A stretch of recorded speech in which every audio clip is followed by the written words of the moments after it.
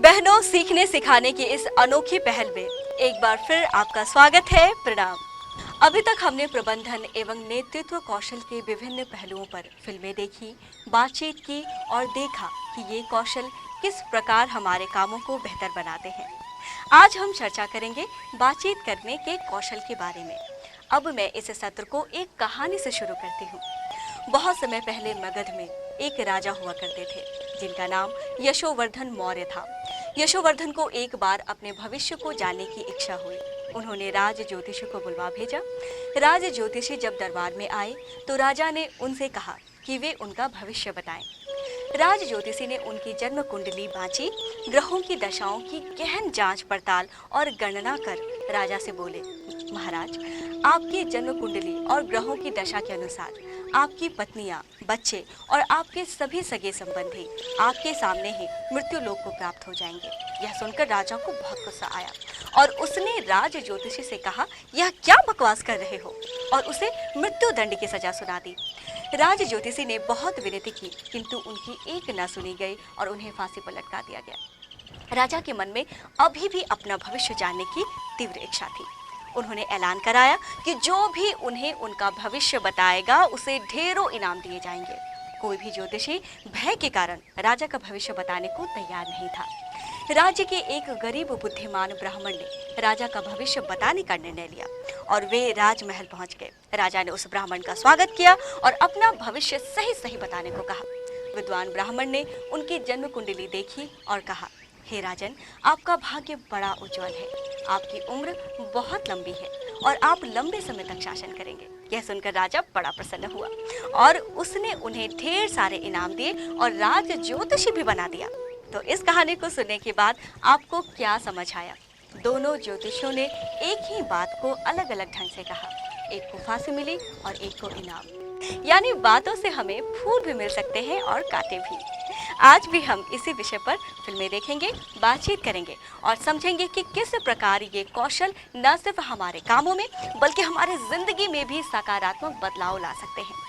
हम सब लोग हर रोज किसी न किसी से अपने विचार, मान्यताएं तथा सोच को बांटते हैं, माध्यम चाहे बातचीत का हो या लिखित। विचारों और सोच के इस आदान प्रदान के पीछे कोई न कोई उद्देश्य होता है।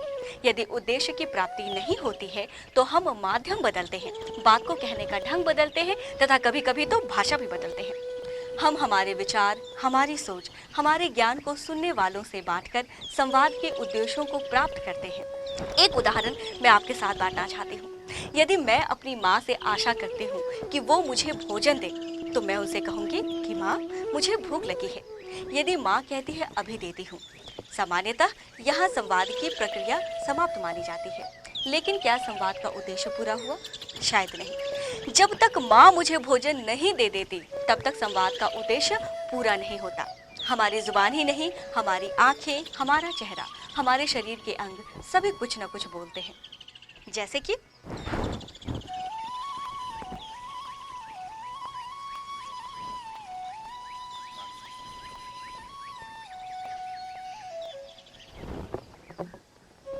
तो कुछ समझे? मेरी हथेली अलग अलग मुद्रा में क्या क्या बयां कर रही थी। शरीर की भाषा बहुत कुछ कहती है।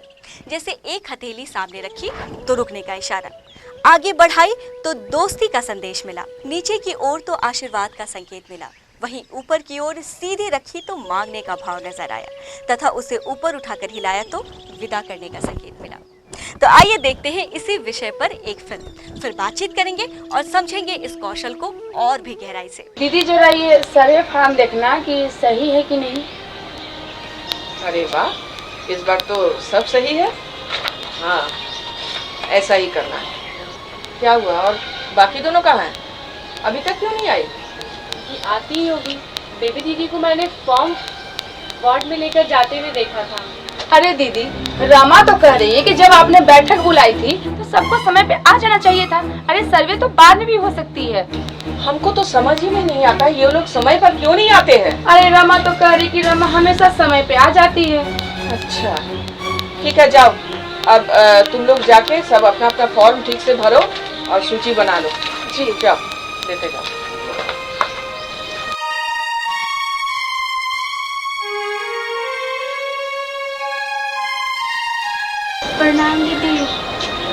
रमा, सूची पूरी हुई या नहीं?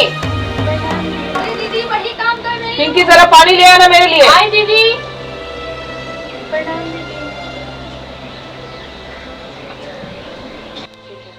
और जाके अपनी सूची बना लो जल्दी से। जी दीदी। जाओ। बड़ी मैडम हो गई हो ना, समय पर आएंगी नहीं मैडम साहिबा। दीदी वो मैं कहाँ थी मैडम अब तक? हाँ, तुम्हें समय का जरा भी ध्यान है? दीदी कल दोपहर तक तो सर्वे ही कर रही थी। बस अब बंद करो बहाना। तुम्हारे पास तो 1000 तरह का बहाना है।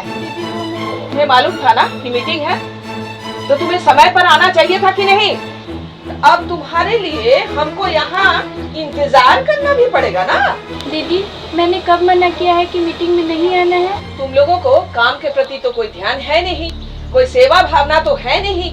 मेरी बात एक कान से सुनती हो, एक कान से निकाल देती हो। आप कह रहे हैं ये सब एकदम नहीं चलेगा। हाँ दीदी आपको तो हमारी सुध ही नहीं है। तुम्हें कितनी सुध है मीटिंग की? हाँ, सुबह से बैठी हूँ मीटिंग के लिए यहाँ। दीदी कल दोपहर से मेरी तबीयत खराब है और आप डांट ही रही हैं। हाँ हाँ मालूम है हमको। इस सप्ताह सर्वे का काम शुरू होगा तो तुमको तो बीमार पड़ना ही पड़ना है। दीदी आप तो मेरी हालत देख ही रही हैं, मैं कैसे काम कर रही हूँ। समय पर मीटिंग तो आती नहीं हो, सर्वे क्या खाक करोगी? वही तो कह रही हूँ कि मुझे बुखार है। मैं अपना काम बेबी की मदद से ही पूरा कर रही हूँ। आगे से समय पर नहीं आओगी तो मानदेय काट लूंगी। आपको सिर्फ काम की पड़ी है, मेरी तबीयत ठीक नहीं है। अगर आपको मेरी बात नहीं सुननी समझनी है तो मुझे ये काम नहीं करना है, मैं जा रही हूँ। लो देखो, इन्हें जिम्मेदारी नाम की कोई चीज ही नहीं है। अरे काम नहीं करना है तो नहीं करे। प्रणाम दीदी। हाँ हाँ, कहाँ थी अब तक? हाँ, अरे तुम्हें समय की कुछ भी परवाह है या नहीं? दीदी मैं सर्वे कर रही थी और साथ में लालता दीदी के फार्म में भी मदद कर रही थी। दीदी उसकी तबीयत भी तो ठीक नहीं है। अरे तुम पहले अपना देखो। तुम सब जो हो ना एक ही थाली के चलते पट्टे हो। समय का ध्यान किया करो। जी दीदी। हाँ अब जाओ, फॉर्म दो मुझे और जाके सूची बनाओ जल्दी से। तो आपने देखा गांव में धमकी देवी जी की बैठक का दृश्य। धमकी देवी जी हिटलरशाही मीटिंग में कैसी छाई हुई थी। देवी जी का व्यवहार अपनी टीम के सदस्यों के प्रति किस प्रकार का था? इस प्रकार के व्यवहार से टीम के मनोबल पर क्या प्रभाव पड़ता है? आइए बातचीत करते हैं और जानते हैं। गाइड वीडियो पॉज करते हैं।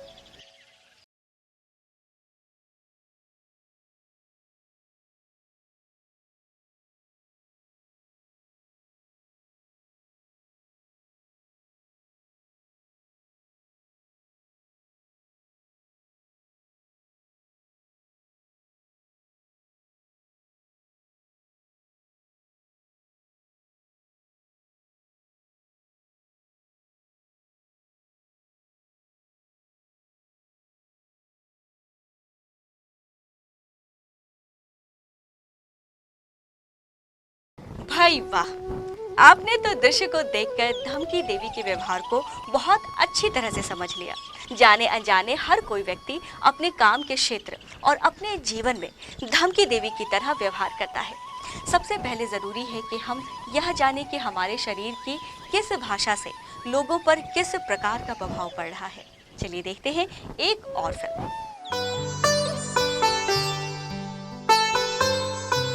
अरे भाई अभी तक पूनम नहीं आई। हमें नए गांव में सर्वे की योजना के बारे में मीटिंग करनी थी। उसके नहीं आने पे फिर ये मीटिंग कैसे करूंगी मैं? हाँ दीदी बात तो सही है। दीदी मैंने तो सभी को मीटिंग की खबर कर दी थी। दीदी हाँ, मैंने कल दोपहर में पूनम को गांव में सर्वे करते हुए देखी थी। जब तक पूनम नहीं आती है तब तक हम लोग ऐसा करें कि अपने फॉर्म को चेक कर लो और उसकी एक सूची बना लो, और जब पूनम आ जाती है तो फिर मीटिंग करें। क्यों, ठीक है ना?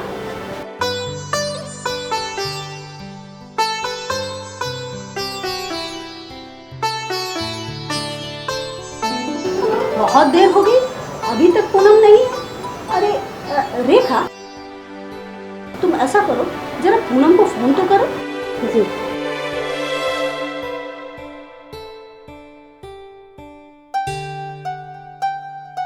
हेलो, हाँ पूनम, हाँ मैं रेखा बोल रही हूँ।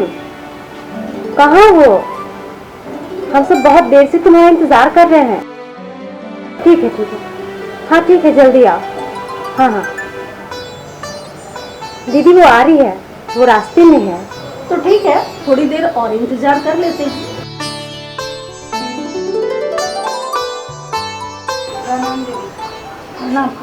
अरे पूनम, अरे ये क्या हुआ तुम्हारी तबीयत तो ठीक है ना? क्या बताऊँ दीदी, कल दोपहर से एकाएक सर्दी लगकर बुखार आ गई है। अरे अरे अरे, कोई दवा उवा लिया या नहीं? देखो दीदी दवा लेने में ही तो देर हो गई। अरे अरे, बैठो बैठो। दवा खा ली कि नहीं?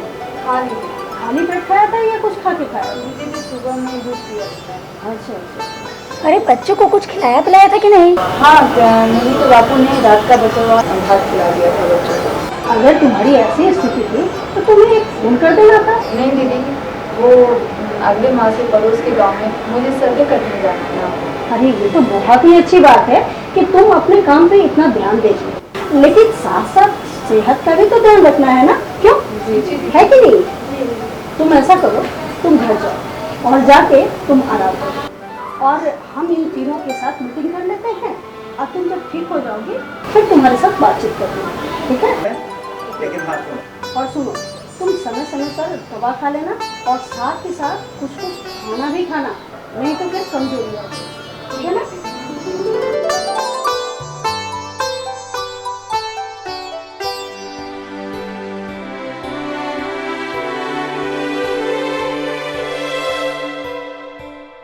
ऐसा करो शांति और रेखा, रेशमा, सुनो ये देखो। अब आपने इस दृश्य को देखा, क्या कुछ फर्क नजर आया? अरे भाई, इतनी जल्दी ना करें, मेरी बात को तो खत्म हो जाने दें। आपको तो मालूम ही है कि पहले मैं बात करती हूँ, फिर गाइड से आग्रह करती हूँ कि वीडियो पॉज कर दें, इसके बाद आप बातचीत करते हैं। मुझे मालूम है आप सब लोग इस फिल्म पर बातचीत करना चाहते हैं, तो आइए गाइड के साथ इस पर बातचीत करें। गाइड वीडियो पॉज कर दें।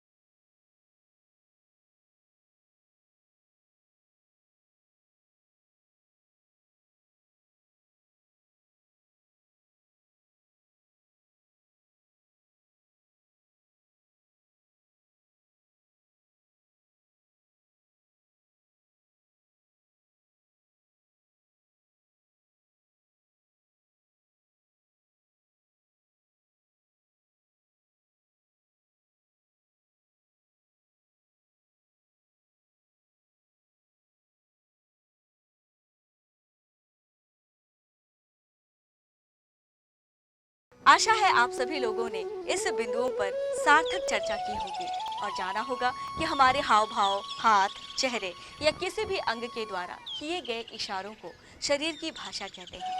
हम जाने अनजाने अपने शरीर की भाषा का इस्तेमाल दूसरों से बातचीत करने में करते हैं। यदि शरीर की भाषा उचित हो तो सुनने वाले पर अच्छा प्रभाव पड़ता है और बातचीत के उद्देश्य प्राप्त करने में भी आसानी होती है। यदि शरीर की भाषा उचित ना हो तो सुनने वाले पर बुरा प्रभाव पड़ता है। इसीलिए जरूरी है कि हम अपने शरीर की भाषा का उचित उपयोग अपनी बातचीत को प्रभावी बनाएं। ये तो हुई बात हमारे शरीर की भाषा की, लेकिन सुनने वाले भी शरीर की भाषा का उपयोग कर हमें कुछ संकेत देते हैं, जिन्हें समझकर अपनी बात को अधिक प्रभावशाली बनाया जा सकता है। ये संकेत सुनने वाले की मन की स्थिति को प्रदर्शित करता है। इसीलिए जरूरी है कि हम सुनने वाले को देखकर बात करें। जब वे बोल रहे हों तो उनकी ओर ध्यान से देखकर अपने शरीर की भाषा का उचित इस्तेमाल करें, जैसे कि सहमति में सिर हिलाना, यदि दुख की बात हो तो चेहरे पर दुख का भाव लाना, यदि खुशी की बात है तो मुस्कुराना। ये शरीर की भाषा के उपयोग के कुछ सामान्य उदाहरण हैं। शरीर की भाषा या हाव भाव को समझने का अभ्यास करने से इसे ज्यादा गहराई से जाना जा सकता है। इसी प्रकार शरीर की भाषा या हाव भाव के उपयोग का अभ्यास कर शरीर की भाषा के उपयोग से सुनने वालों पर पड़ने वाले प्रभाव को गहराई से जाना जा सकता है। आप सभी लोग अपने कार्य क्षेत्र में सुनने वालों के शरीर की भाषा या हाव भाव को देखकर उनके मनोभावों को समझकर बातचीत को प्रभावी बना सकते हैं। वहीं अपने शरीर की भाषा का उचित इस्तेमाल कर अपनी बातचीत को प्रभावशाली एवं विश्वसनीय भी बना सकते हैं। गाइड के लिए निर्देश है, चर्चा समाप्त होने के पश्चात वीडियो चला दें।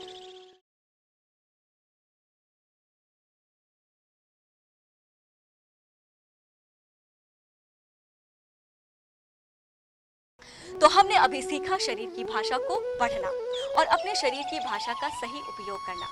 संवाद कौशल में पारंगत होने के लिए हमें अभी और कुछ कौशल जानने होंगे, सीखने होंगे। संवाद कौशल का दूसरा कौशल है बोलने की शैली। तो आइए देखते हैं बोलने की शैली पर एक फिल्म और समझते हैं कि बोलने की शैली क्या होती है। हाँ, इस बार एकदम सब ठीक रहेगा। हाँ, एकदम चिंता मत कीजिए, इस बार एकदम सब टंच रहेगा। हम सब व्यवस्था कर लिए हैं। हाँ, तो तुम सब समझ गई हो ना, पड़ोस के गांव में सर्वे कब से शुरू करना है और कब खत्म करना है। इस बार एक भी फॉर्म गलत या खराब हुआ ना तो सारा सर्वे चौपट हो जाएगा और बड़े साहब की डांट हमको सुननी पड़ेगी। तुम लोग को क्या है? इन्हें तो काम खराब करने में डांट पड़ती है, हम तो काम अच्छा करें या बुरा हमेशा डांट पड़ती है। आई क्या कहा? कुछ नहीं। क्या बात हो रही है, जरा हम भी तो सुने। यहाँ काम की बात हो रही है और अपने में गुटरगु चल रहा है। जी दीदी, कुछ नहीं। अब सब ध्यान से सुनो। देखो, यहाँ पर ऐसे लिखना है, ऐसे करना है। हाँ, क्या सब गलत काम करते रहती हो तुम लोग? हाँ, अरे कितना बार और समझाऊंगी मैं। हाँ, अरे मुंह से भी तो कुछ बोलो, खाली गर्दन क्या हिलाए जा रही हो? तुम लोगों को हम समझाते एकदम थक गए, पक गए एकदम। तुम लोग जो हो ना, कुछ समझते ही नहीं हो। सब भेजा में घुसता ही नहीं है। कहाँ से सब उल्लू के पट्टे आ गए हो? माथा खराब एकदम। दीदी, हमारी समझ में नहीं आ रहा है कि एक फार्म गलत होने से सारा सर्वे कैसे बिगड़ जाएगा।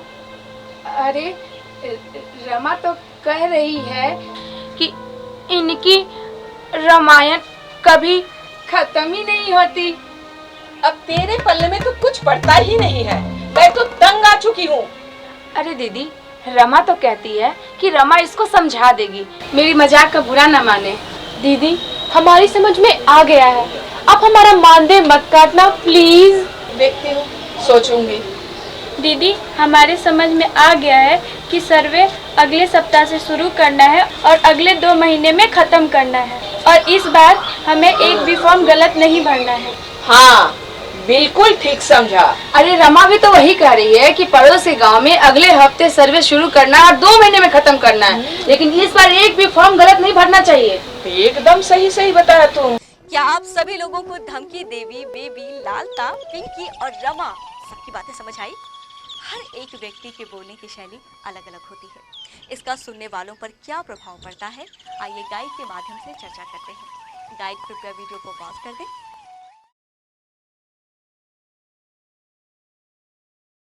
हाँ, तो तुम सब समझ गई हो ना, पड़ोस के गांव में सर्वे कब से शुरू करना है और कब खत्म करना है।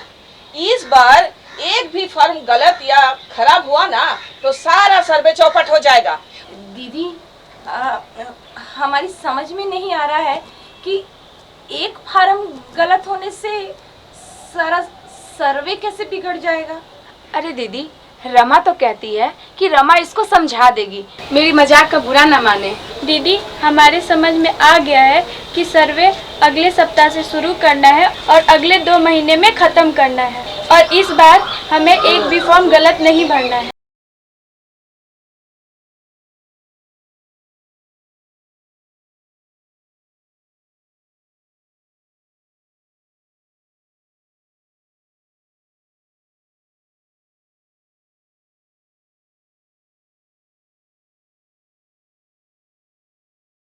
अरे भाई वाह, आपने तो एकदम सही विश्लेषण किया कि धमकी देवी बहुत जल्दी और एक सांस में बोलती हैं, जिससे सुनने वाले उसकी आधी बात ही सुन पाते हैं और 1/4 बात ही समझ पाते हैं।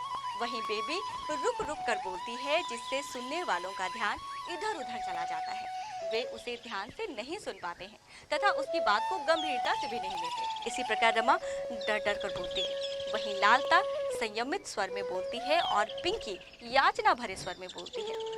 अलग अलग स्वर, गति यानी स्पीड तथा वॉल्यूम यानी ऊंची आवाज, धीमी आवाज में बात करने से सुनने वाले पर अलग अलग असर पड़ता है। तो फिर गति, स्वर व आवाज की ऊंच नीच कैसे होनी चाहिए जिससे हमारा बोलना प्रभावशाली बन सके, देखते हैं कार्तिक। तो तुम लोग सब समझ गए हो ना कि पड़ोस के गांव में हमें कब सर्वे शुरू करना है और कब खत्म करना है। और सुनो, फॉर्म में किसी तरह का गड़बड़ी नहीं होनी चाहिए, हमें बहुत सावधानी से काम करना है, ठीक है। और साथ साथ कभी किसी को कोई दिक्कत हो तो अभी बता दो, अभी पूछ सकते हो तुम लोग। दीदी हाँ। हमारे समझ में आ गया है कि अगले सप्ताह पड़ोसी गांव में सर्वे शुरू करना है और 2 महीने में खत्म भी करना है, और इस बार एक भी फॉर्म गलत नहीं भरना है। हाँ। वैसे तो आपने सब कुछ साफ कर दिया, लेकिन किंतु अगर आपकी बीच में कभी आवश्यकता हो तो क्या हम आपसे पूछ सकते हैं? हाँ पूनम, तुम या कभी भी अन्य कोई भी जब भी कोई दिक्कत हो तो मुझसे पूछ सकते हो कभी भी। तो आप लोगों ने देखा बोलने की शैली का एक अलग ढंग, बोलने की गति का प्रभाव सुनने वालों पर क्या होता है। इस बारे में चर्चा के लिए गाइड से अनुरोध है कि वे वीडियो पॉज करें तथा प्रतिभागियों को फिल्म के इस भाग की चर्चा हेतु प्रेरित करें।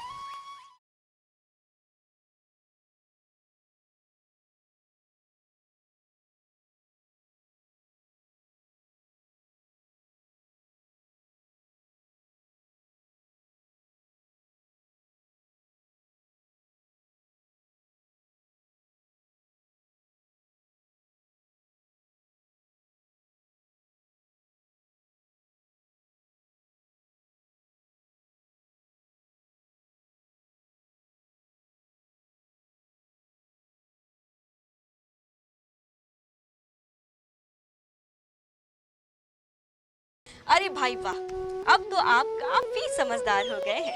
आशा है आप बोलने की गति का महत्व समझ चुके होंगे।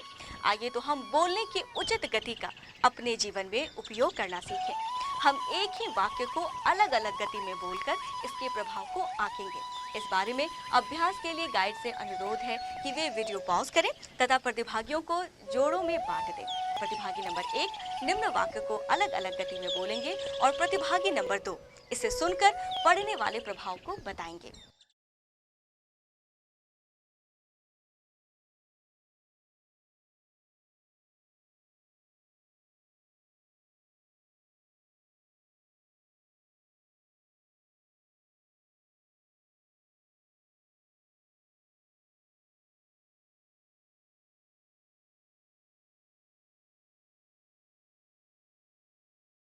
तो हमने अभी सीखा बोलने की गति, बोलने की शैली, सुर का महत्व और सही उपयोग करना।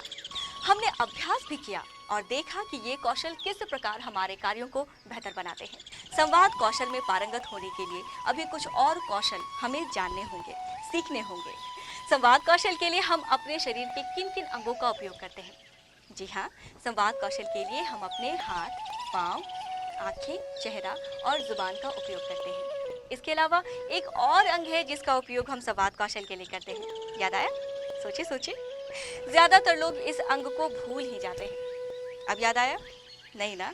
अरे भाई, कान, जिसका उपयोग हम सुनने के लिए करते हैं। तो आइए देखते हैं संवाद कौशल के इस पहलू पर एक और फिल्म।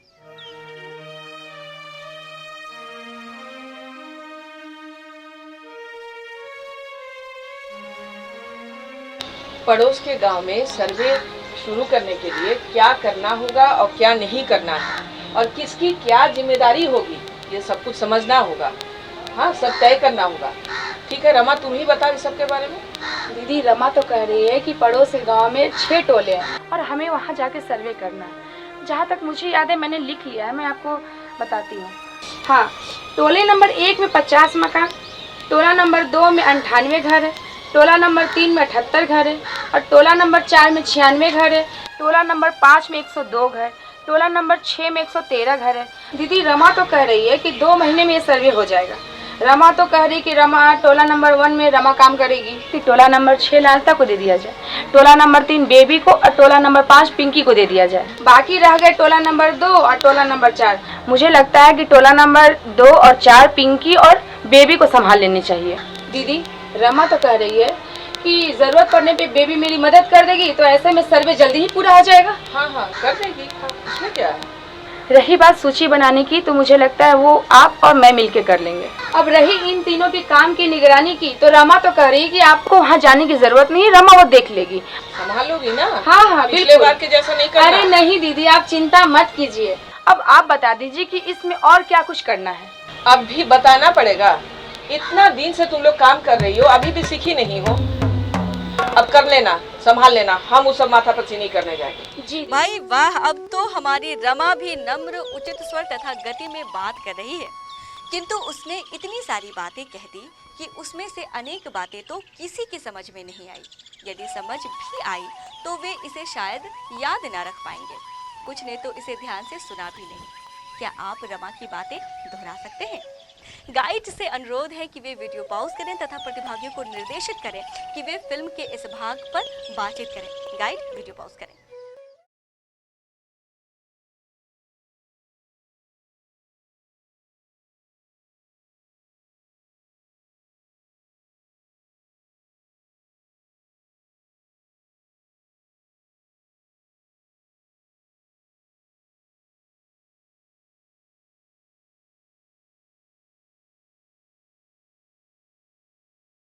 कोशिश तो बहुत की, लेकिन सारी बातें नहीं बता पाए। सही कहा ना मैंने?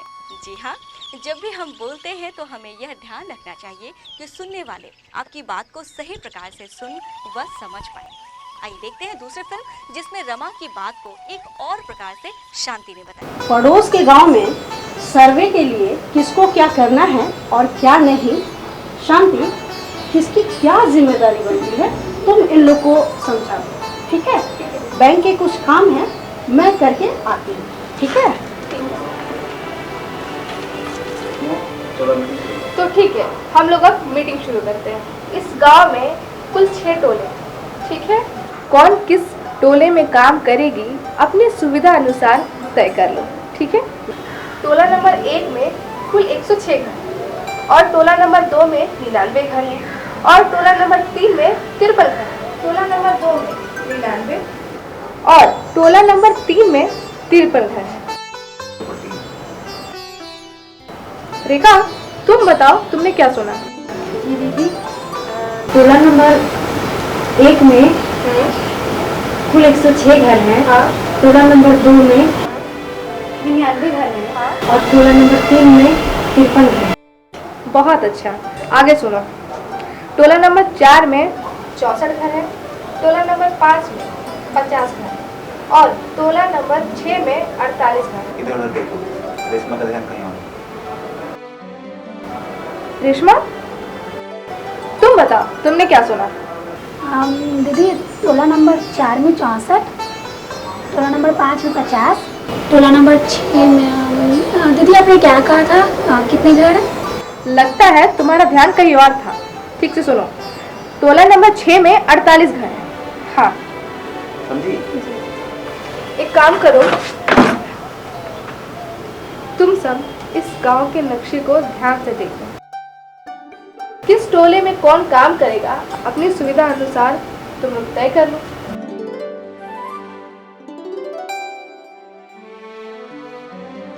पूनम, तुम टोला नंबर 3 और 6 ले लो, क्योंकि तुम्हें अपने बच्चे को स्कूल छोड़ना होता है और टोला नंबर 3 में ही स्कूल भी है। ठीक सुना? तो रेखा, तुम टोला नंबर 4 और 5 ले लो, क्योंकि ये तुम्हारे देवर के घर के पास भी है और वो तुम्हारी मदद भी कर देंगे। पूनम, तुम्हें अब समझ में आया कि मैंने तुम्हें टोला नंबर 3 लेने की सलाह क्यों दी? हाँ शांति दीदी, आपका सलाह बिल्कुल ठीक। मैं अपने बच्चे को स्कूल छोड़कर आराम से सर्वे का काम कर सकती हूँ और फिर अपने बच्चे को आराम से स्कूल से वापस भी ला सकती हूँ। पूनम को एक टोला और मुझे 2, क्या आप घर की संख्या के अनुसार काम बांट रही हैं? रेखा, तुमने ठीक सुना और समझा। टोला नंबर 1 में 106 घर है, टोला नंबर 4 में 64, ठीक है, और टोला नंबर 5 में 50 घर है। ये कुल मिला के 114 घर होते हैं जिनकी तुम्हें सर्वे करनी है, ठीक है? जी ठीक है दीदी। रेशमा, तुम टोला नंबर 2 ले लो क्योंकि वहाँ की महिलाएं तुम्हारी परिचित है, ठीक है? और तुम्हें काम करने में आसानी भी होगी। समझी?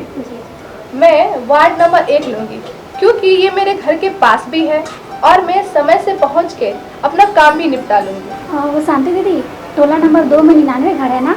हाँ बिल्कुल सही सुना, टोला नंबर 2 में 99 घर ही है, ठीक है? तो देखा आपने कैसे शांति ने अपनी बात बताते समय यह सुनिश्चित किया कि सभी लोग उसकी बात ध्यान से सुन पाए, समझ पाए और याद भी रख पाए। ध्यान से सुनने को सुनिश्चित करने के लिए क्या किया जाना चाहिए, इस पर बातचीत करते हैं। गाइड कृपया वीडियो पॉज कर दें।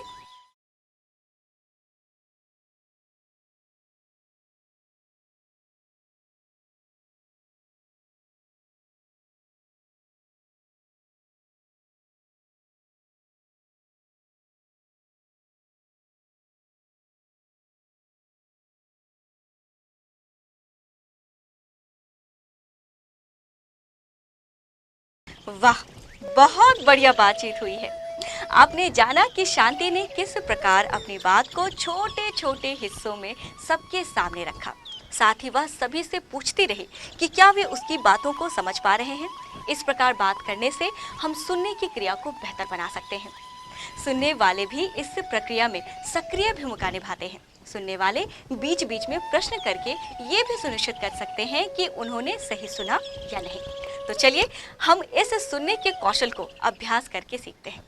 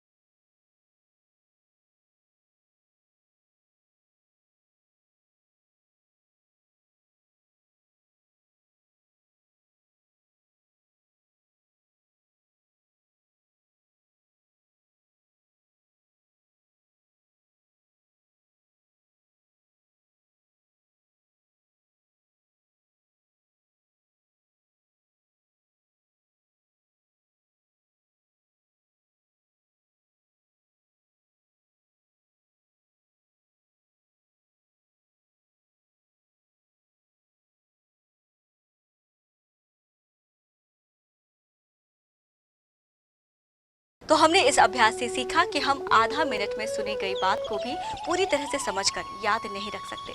सुनने के कौशल को बेहतर बनाने के लिए सुनने वाले और बोलने वाले दोनों ही महत्वपूर्ण भूमिका निभाते हैं। सुनने वालों को क्या करना चाहिए ताकि वह सही प्रकार से सुनकर बोलने वाले की बात को समझ सके। बोलने वाला यदि जल्दी जल्दी बोल रहा है तो उसे कहें कि कृपया धीरे धीरे और स्पष्ट एवं सुनाई देने योग्य आवाज में बोलिए।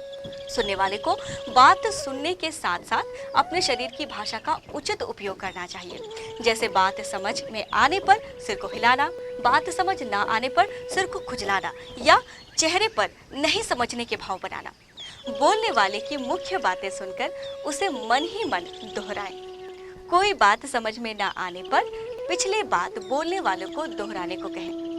बोलने वाले को क्या करना चाहिए कि सुनने वाले उसकी बात को ध्यानपूर्वक सुन व समझकर याद रखें। सभी सुनने वालों की ओर बारी बारी से देखकर अपनी बात कहनी चाहिए। बोलने वालों को अपनी आवाज को स्पष्ट सुनाई देने वाले स्वर उचित गति में तथा स्वर में उतार चढ़ाव रखना चाहिए।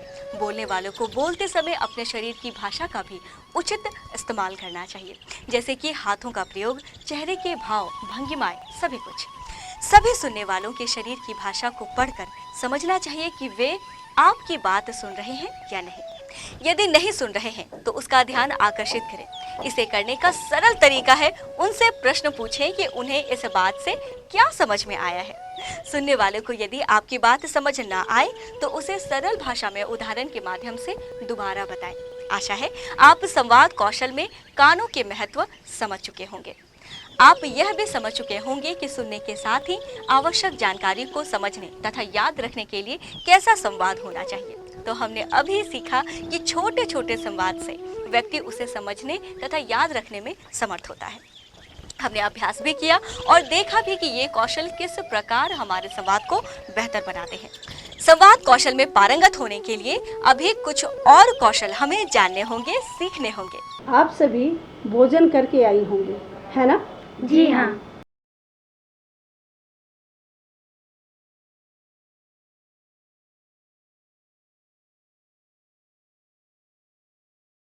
गांव के सर्वे में आप लोग हमारा साथ देंगे, है कि नहीं? हाँ दीदी, हम सभी आपके साथ हैं।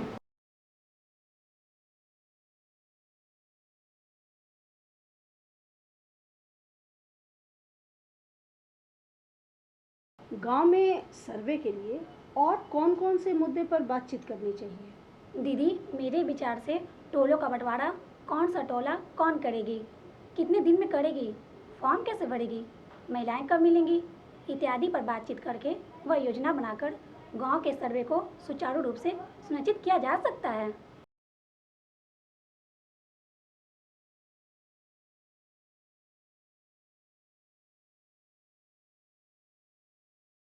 आज के मीटिंग में हम लोग क्या-क्या चर्चा करने वाले हैं? आज के मीटिंग में हम दूसरे गांवों के सर्वे की रणनीतियां बनाएंगे।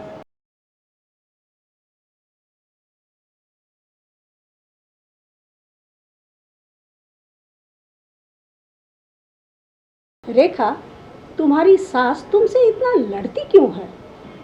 दीदी वो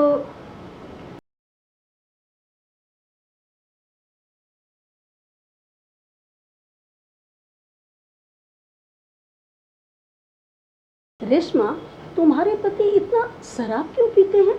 अरे दीदी, आप भी ना।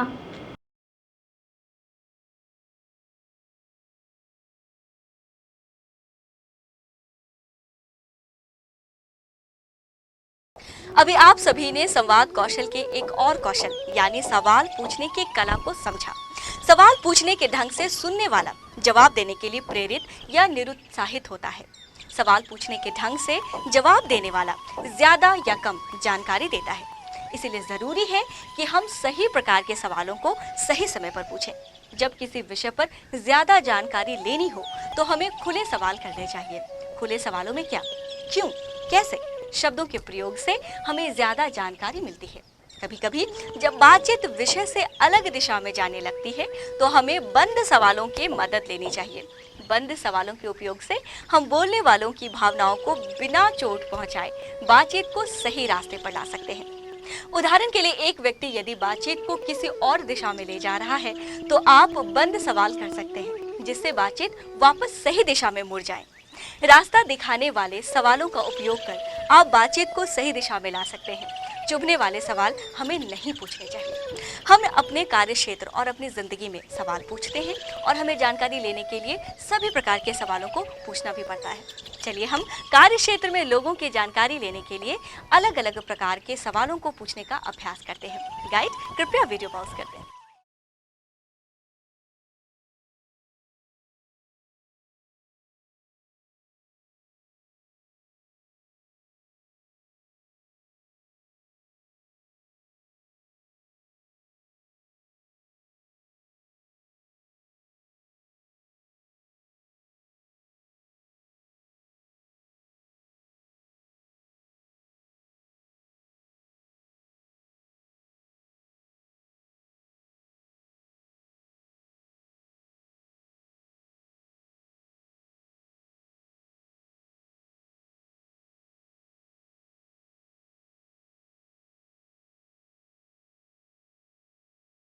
तो आज हमने इस वीडियो प्रशिक्षण सीरीज में जाना कि संवाद कौशल क्या है, इसके विभिन्न भागों जैसे कि शरीर की भाषा का उपयोग एवं समझने का कौशल, आवाज की गति, स्वर एवं सुर के उतार चढ़ाव का उचित प्रयोग, ध्यान से सुनने का कौशल एवं सवाल पूछने का कौशल का उपयोग।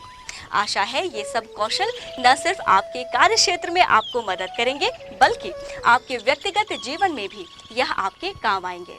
इसके अलावा विषय का ज्ञान, उचित भाषा का उपयोग भी संवाद को प्रभावी बनाता है। इन सभी कौशलों का अभ्यास करने के लिए आप एक प्रभावी, ओजपूर्ण संवादकर्ता बनकर सभी का दिल जीत सकते हैं।